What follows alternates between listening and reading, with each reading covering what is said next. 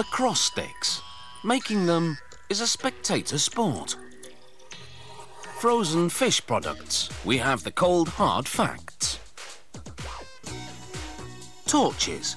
We shine a light on them.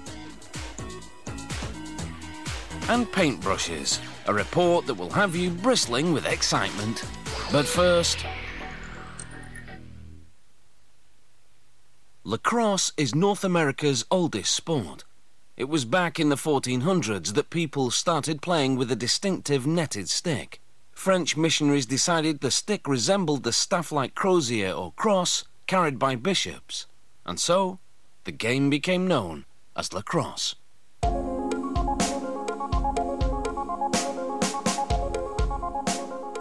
Lacrosse has never been more popular than it is today. To make a lacrosse stick, a hickory log is split down the middle. This tree was cut in the autumn when the sap is out. The log is subdivided into 8 pieces. Each piece then goes through a bandsaw, which trims it to a width of 5 centimeters. Hickory is used because it's tough and can withstand the high-impact game of lacrosse. But it needs to be softened up, so the sticks are steamed for 45 minutes.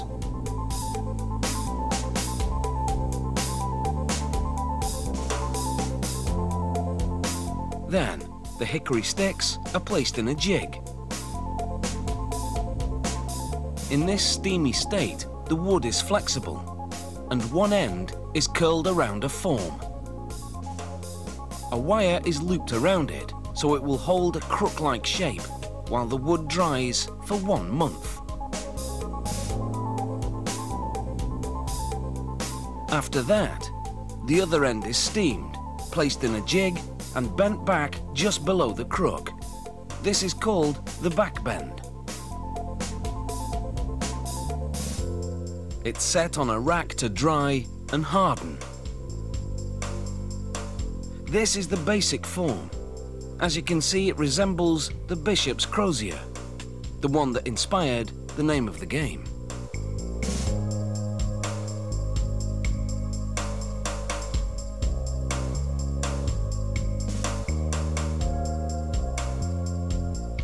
After 2 weeks of drying, the stick is ready to be carved. Using a drawing knife, the bark is shaved from the stick. It's sculpted to make it thinner, following the bends of the stick.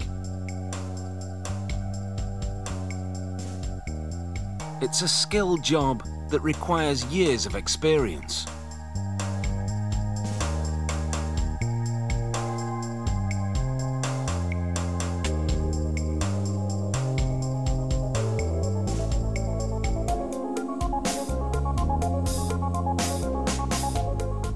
Next, holes are drilled in the curve of the stick, 21 in total. Then it gets a heavy sanding. The surface has to be absolutely smooth, so the player won't get any splinters.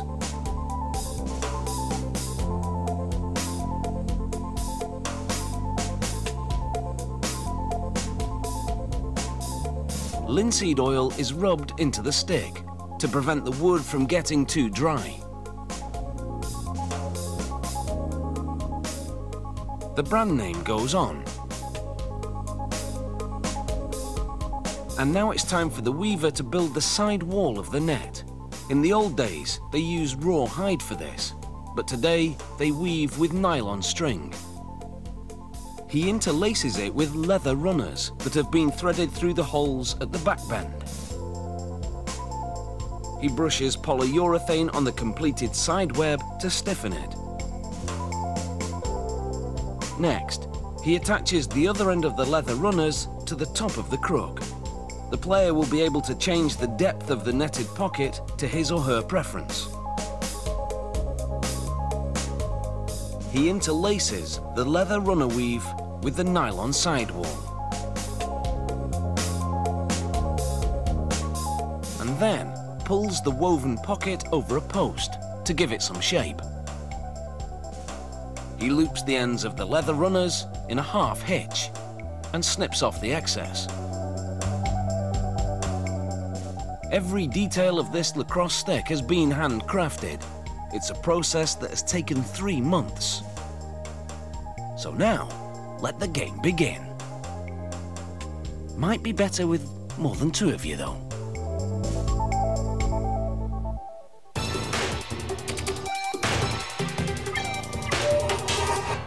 Since prehistoric times, the Inuit have used quick freezing to preserve fish. They threw their catch onto the Arctic ice to instantly freeze it. It wasn't until the early 20th century that the rest of the world discovered that this was better than slow freezing. It's a case of progress moving at a glacial pace.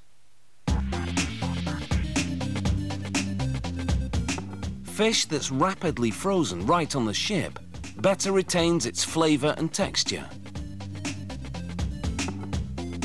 This is minced cod frozen solid. It underwent quick freezing in China and was shipped in this frozen state all the way to this Nova Scotia facility, where it will be turned into fish sticks. The fish blocks are loaded into a machine. A powerful ram forces the blocks through knives, which slice them into logs that are 48 centimeters in length.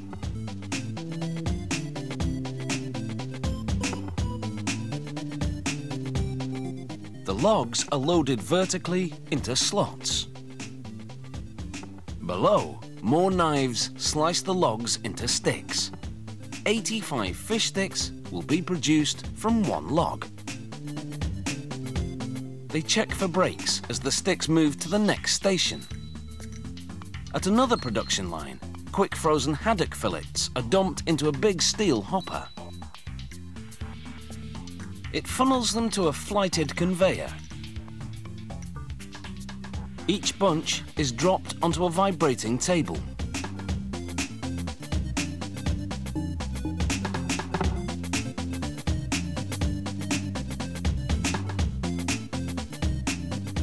The vibrations separate the fillets as they move into lanes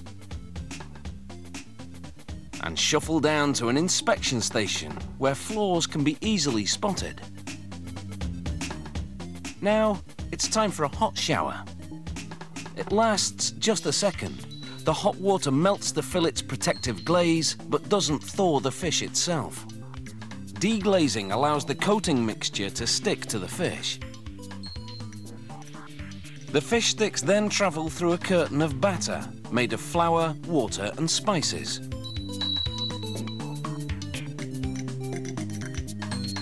The excess collects in a pan below and coats the bottoms of the fish sticks. Back on the haddock production line, they're loading a toasted wheat blend into a machine called a breader. It creates a thick shower of crumbs below that coats the fillets evenly as they journey through.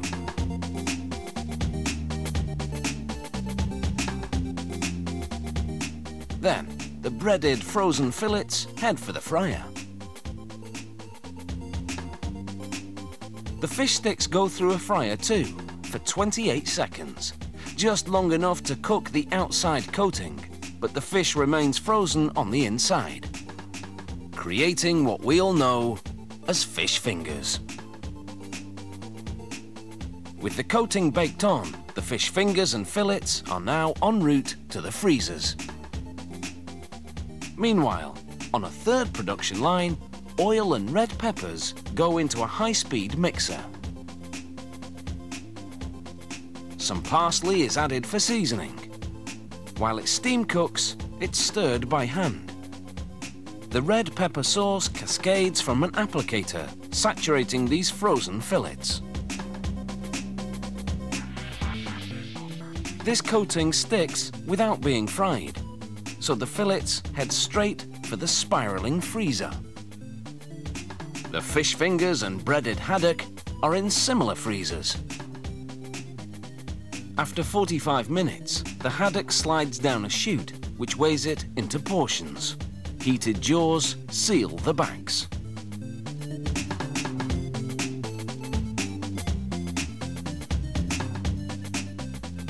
An oscillating feeder deposits the fish fingers into boxes. One last inspection and they're ready for the shops. The peppered fillets are vacuum packed and this meal is sealed. And now, no matter where your tastes lie, there's plenty of fish to fry. Coming up on How It's Made, we shed light on the production of torches. Before brushing up on our knowledge of DIY tools. See you after the break.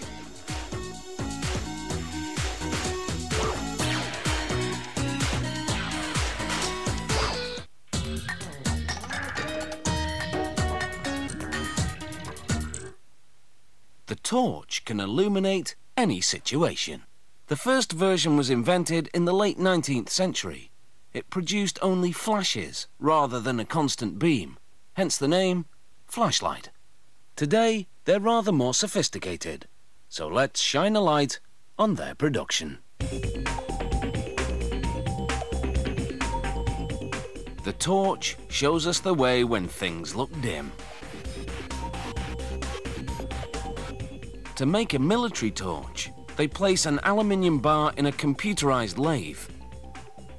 Blades go to work and shape it into a torch body. As a drill hollows out the bar, coolant flushes over it to prevent the metal from expanding as the tooling heats things up. This blade cuts threads on the outside, so they can screw on a torch lens cap later. A gripper now pulls out the tube so tools can work on the back half. A blade slims that section down, and then carves a cross weave onto it.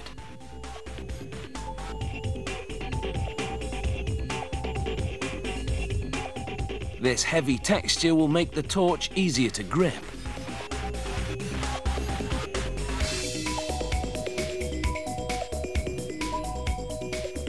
Next, a hole is drilled into the torch's tail stud.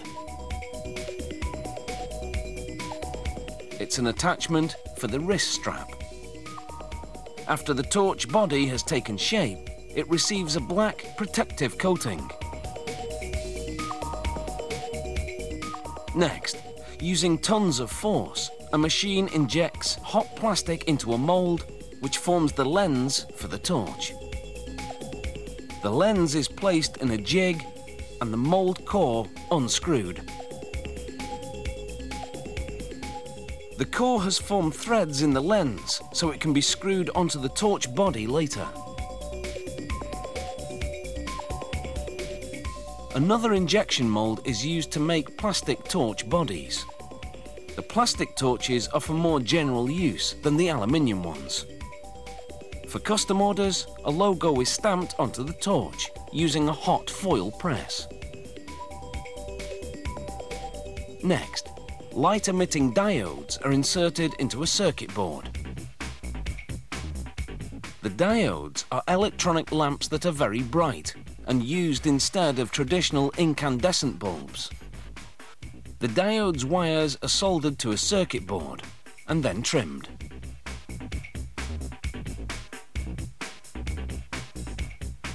The diodes are now secured and connected to the circuit board.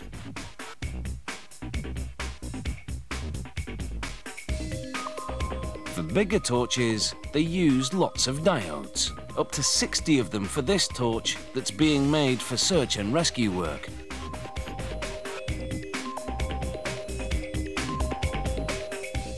Next, a stamping press shapes the bronze battery contacts. An ultrasonic welder bonds them to a plastic plate. Then a wire is soldered from the diodes to the contacts. The lamp part of the torch is now built. Now, springs are inserted into the aluminium torch bodies.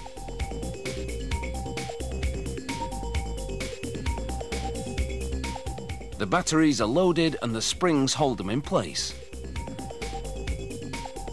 The lamp assembly is slid into the torch cavity and the lens is screwed on. This aluminium flashlight has been put together in a flash.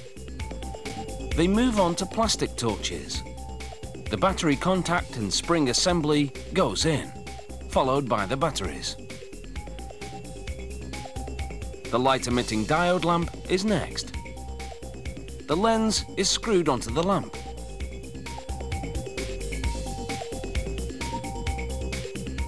The plastic glare shield is the final touch.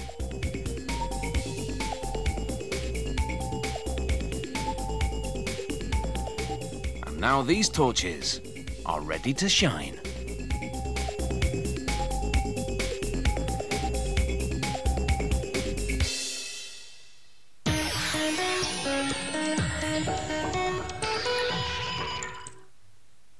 If you've got a paint job to do, the right type of brush can make all the difference. For latex paint, it's best to use a paintbrush with synthetic bristles, such as nylon or polyester. With oil-based paint, it's best to use bristles made of natural animal hair. So let's brush up on our knowledge. For natural bristles, this factory uses pig hair imported from China. It arrives in bundles, sorted by length. Each paintbrush contains up to 5 different lengths. This bristle structure makes the brush sufficiently stiff. All 5 lengths go into a specially designed mixing machine. First, it combs the bristles, straightening them out and removing any curved hairs. Then it spreads the bristles flat and mixes the lengths together. Now, a worker takes a handful of bristles from the mixer and pats them on a vibrating table. Like human hairs, animal hairs have a root and a tip. The vibrations make all the butt ends line up flat. Each handful goes into a storage box until it's time to install the bristles into the ferrule, the steel band that goes around the paintbrush. This machine makes the ferrules. It shapes a thin steel strip 3 to 4 centimeters wide. Rollers imprint beads to make the strip more rigid, and a herringbone pattern that is purely cosmetic. Then a blade cuts the strip into pieces that are long enough to wrap around the brush. The machine bends each piece around a forming horn, then joins the ends in a strong lock seam. Hammers flatten the seam and the ferrule is finished.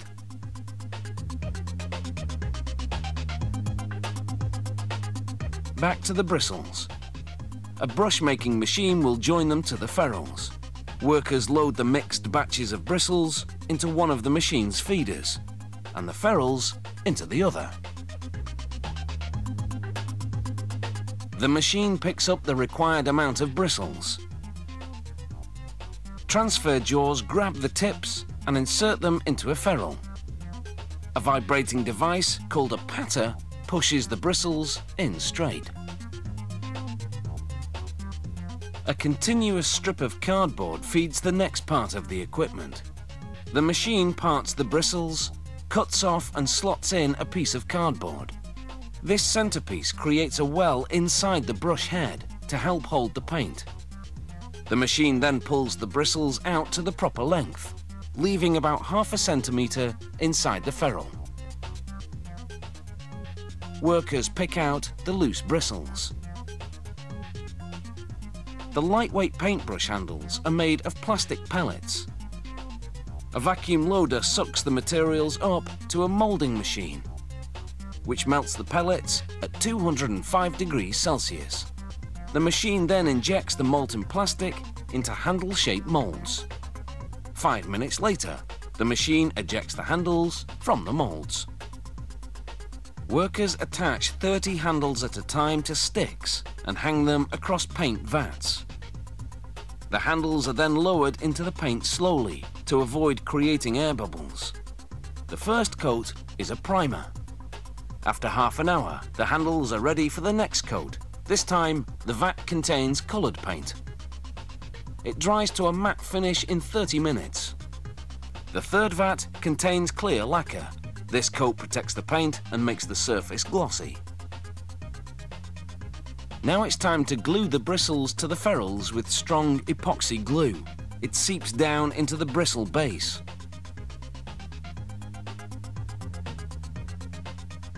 Workers now load the finished brush heads and handles into an assembly machine.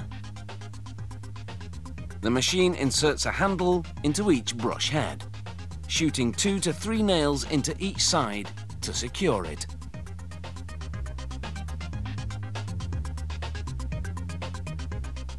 Finally, a printing machine stamps the company name onto one side of each handle.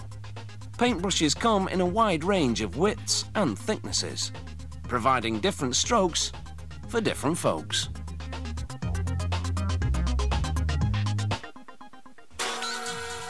So, whether you're a sporty type looking for the best equipment, or a hungry fella looking for a fishy feast, or you're lost in the dark and in need of enlightenment, now you know how it's made.